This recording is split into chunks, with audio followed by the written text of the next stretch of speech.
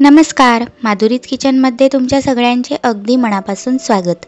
आज आपण मस्त चमचमीत असा उपमाची रेसिपी बनवणार आहोत। उपमा तर सगळ्यांनाच येतो, खूपच सोपा असतो बनवायला, पण कधी-कधी उपमामध्ये लम्स पडतात, मोकमोकळा होत नाही, थोडासा गच्च होऊन जातो। म्हणून मग आज काही टिप्स सोबत आपण ही रेसिपी बनवणार आहोत।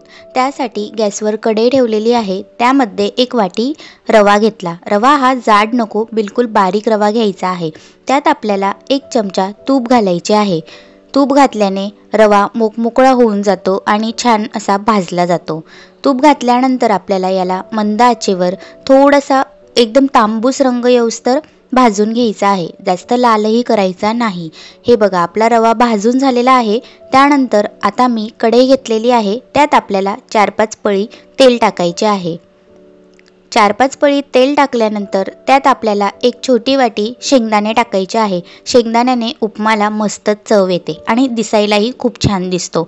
थोडेसे शेंगदाणे लालसर झाले की त्यात आपण कढीपत्ता टाकूया। गरम तेलात कढीपत्ता तडतडल्यानंतर मस्त त्यात 1 चमचा जिरे टाकायचे, 1 चमचा मोहरी टाकायची। मोहरीने सुद्धा उपमा एकदमच छान लागतो। हे सगळे आपल्याला फ्राय करून घ्यायचे आहे। त्यानंतर 1 वाटी बारीक चिरलेला कांदा टाकायचा। कांदा आपल्याला मंद आचेवरच थोडासा फ्राय करून घ्यायचा आहे। कांदा थोडा फ्राय झाल्यानंतर त्यात आपल्याला 1 वाटी मिरची टाकायची आहे। मिरची मी थोडीच टाकली, कारण माझं लहान बाळ आहे, तर ते जास्त तिखट खात नाही। त्यानंतर बारीक चिरलेला लसूण टाकायचा आहे। हे सगळं आपल्याला मंद आचेवर फ्राय करून घ्यायचं आहे। त्यानंतर आपल्याला 1 छोटी वाटी गाजर टाकायचे आहे आणि 1 छोटी वाटी टोमॅटो टाकायचा आहे। गाजर ऑप्शनल आहे, घरात अवेलेबल असेल तरच टाका। माझ्या घरात अवेलेबल होते म्हणून मी टाकले, कारण लहान मुलांसाठी पौष्टिकही होतो। हे सगळं आपल्याला मंद आचेवर फ्राय करून घ्यायचे आहे आणि 5 मिनिटं झाकून ठेवायचे आहे, म्हणजे वाफेने गाजर पटकन शिजेल। हे बघा, मस्त फ्राय झालेलं आहे। त्यानंतर आपल्याला यात गरम पाणी टाकायचे आहे। मी यात 1 ग्लास गरम पाणी टाकलेले आहे। गरमच पाणी टाकायचे, थंड पाणी बिलकुल टाकू नका, नाहीतर रवा हा मोकमोकळा होणार नाही। कोमट पाणी केलेले होते ते यात टाकल्यानंतर एक उकळी आणायची, चवीनुसार मीठ टाकायचे, कोथिंबीर टाकायची, कोथिंबीर जरा जास्तीची टाकावी। त्यानंतर आपल्याला 1 छोटा चमचा साखर घालायची आहे, म्हणजे उपमाला मस्त टेस्ट येईल।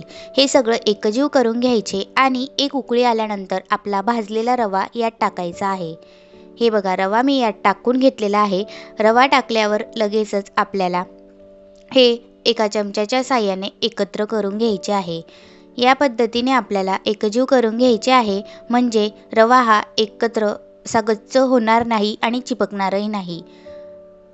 गरम पाणी टाकल्याने रवा लगेचच मोकमोकळा होतो। तुम्ही बघू शकता, उपमा मस्त मोकमोकळा झालेला आहे आणि गार झाल्यावर तर तो पूर्णच मोकळा होईल।